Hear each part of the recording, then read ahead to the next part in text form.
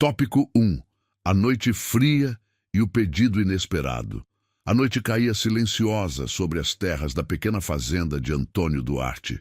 O vento frio atravessava os campos e fazia as árvores balançarem lentamente, como se sussurrassem histórias antigas daquele lugar. Antônio estava sentado perto do fogão a lenha, como fazia quase todas as noites.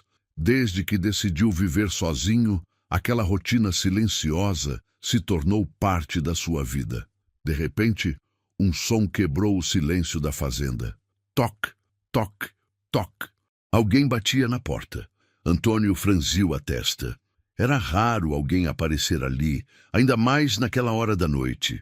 Ele caminhou lentamente até a porta, mantendo certa cautela. Quando abriu, encontrou uma mulher parada na varanda. Ela parecia cansada. As roupas eram simples, um pouco gastas, e seus cabelos estavam bagunçados pelo vento. Nos olhos, havia uma mistura de vergonha e esperança. Ela segurava uma pequena bolsa contra o peito, como se fosse tudo o que possuía. Com a voz baixa, quase tremendo, ela disse: "Desculpe incomodar, eu não tenho onde dormir. Posso passar a noite aqui?" O nome dela era Helena. Antônio ficou em silêncio por alguns segundos. Ele não era um homem de confiar facilmente em estranhos. Ainda assim, algo naquele olhar sincero o fez hesitar. Mal sabia ele que aquele simples pedido mudaria sua vida para sempre. Tópico 2. A desconfiança do fazendeiro. Depois de alguns segundos de silêncio, Antônio deu um passo para o lado e permitiu que Helena entrasse na casa. O vento frio da noite entrou junto com ela, mas logo a porta foi fechada novamente. O interior da casa era simples, mas aconchegante, iluminado apenas pela luz quente do fogão a lenha. Helena aproximou-se do calor como alguém que não sentia aquilo há muito tempo. Antônio observava cada movimento dela com atenção. Ele não era um homem ingênuo. A vida já havia lhe ensinado que confiar nas pessoas podia trazer consequências dolorosas. Ainda assim, ele pegou uma panela e serviu um pouco de sopa quente em um prato. "Não é muita coisa, mas deve ajudar a espantar o frio", disse ele. Helena segurou o prato com as duas mãos, como se fosse algo precioso. "Obrigada, de verdade", respondeu ela com gratidão. Enquanto ela comia devagar, Antônio percebeu algo curioso. Aquela mulher falava com educação, tinha postura e parecia escolher cuidadosamente cada palavra. Aquilo não combinava com alguém que vivia nas ruas. "Há quanto tempo você está nessa situação?", perguntou ele. Helena parou por um instante, olhando para o prato. "Mais tempo do que eu gostaria", respondeu. Mas ela não explicou mais nada, e aquele silêncio começou a despertar ainda mais curiosidade no fazendeiro. Tópico 3. A história que Helena evita contar. Naquela noite, Helena dormiu em um pequeno quarto de hóspedes que ficava no fundo da casa. Era um cômodo simples, quase nunca usado, mas limpo e confortável o suficiente para alguém descansar. Para ela, parecia um verdadeiro luxo. Já Antônio Duarte teve dificuldade para dormir. Algo naquela situação não saía de sua cabeça. Aquela mulher não parecia uma moradora de rua comum. Havia algo em seu jeito, em sua forma de falar e até na maneira como observava tudo ao redor. Na manhã seguinte, quando o sol começou a iluminar os campos da fazenda, Antônio saiu de casa e teve uma surpresa. Helena já estava acordada. Ela segurava uma vassoura e varria a varanda com calma, como se estivesse acostumada àquele tipo de trabalho.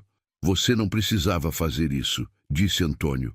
Ela levantou o olhar e respondeu com um sorriso discreto. "Quando alguém ajuda a gente, o mínimo que podemos fazer é demonstrar gratidão." Ao longo do dia, Helena continuou ajudando com pequenas tarefas. Lavou alguns utensílios, organizou a cozinha e até separou verduras da pequena horta.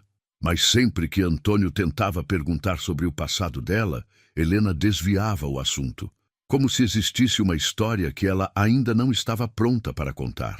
Tópico 4. O momento que levanta suspeitas. Naquela tarde, enquanto o sol ainda iluminava os campos da fazenda, um barulho repentino veio do curral. Um dos cavalos de Antônio Duarte, conhecido por ser temperamental, começou a relinchar alto e bater contra a cerca de madeira. Antônio correu imediatamente até o local.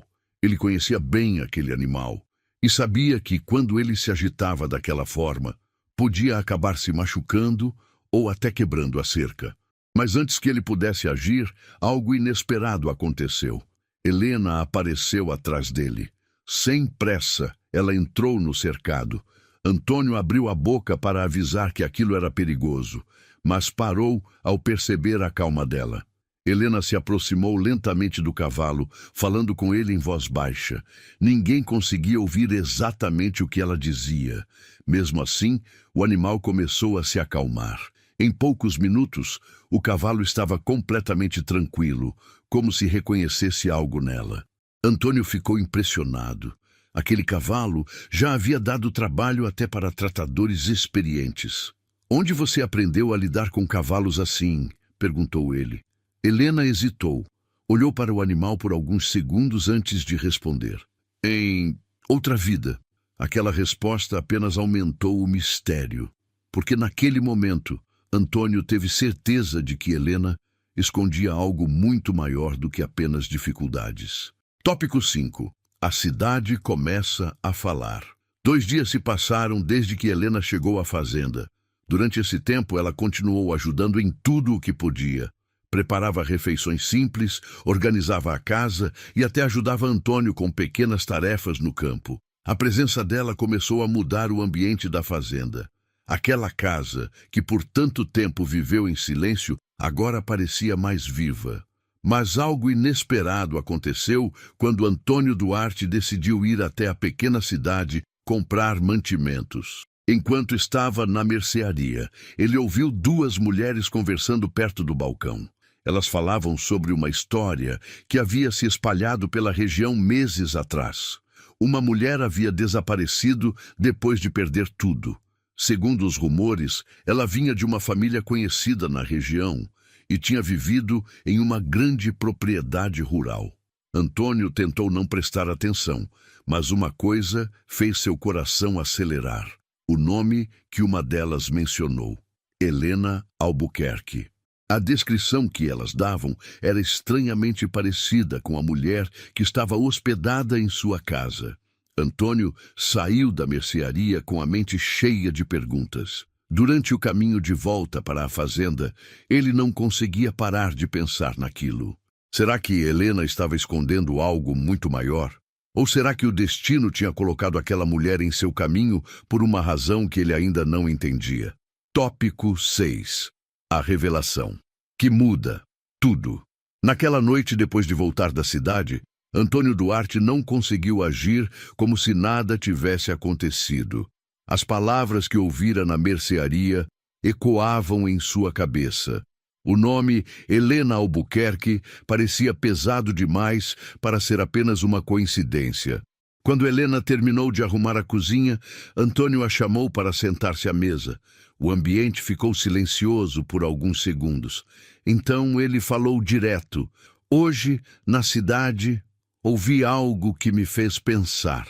Helena levantou os olhos lentamente. "Ouvi pessoas falando sobre uma mulher chamada Helena Albuquerque, que perdeu tudo e desapareceu." Assim que ouviu o nome, o rosto dela perdeu a cor. Por alguns segundos, Helena pareceu procurar uma resposta, como se estivesse decidindo entre fugir da verdade ou finalmente encará-la. Seus olhos se encheram de lágrimas. Ela respirou fundo e segurou as mãos sobre a mesa. "Eu sabia que esse dia ia chegar." A voz dela tremia. "Sim, esse é meu nome."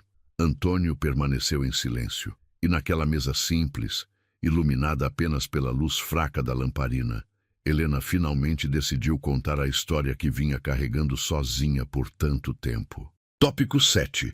A queda de uma vida perfeita. Helena ficou alguns segundos em silêncio antes de começar a falar.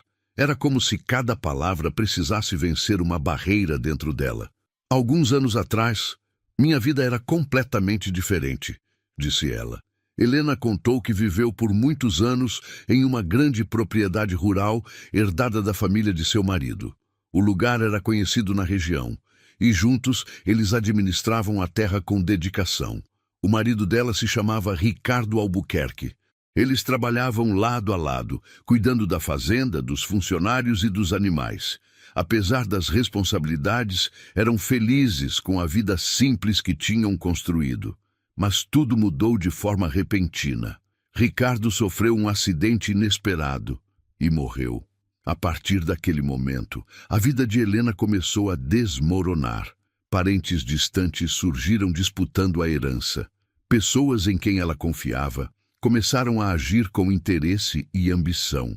Vieram processos, dívidas inesperadas e decisões judiciais que pareciam injustas.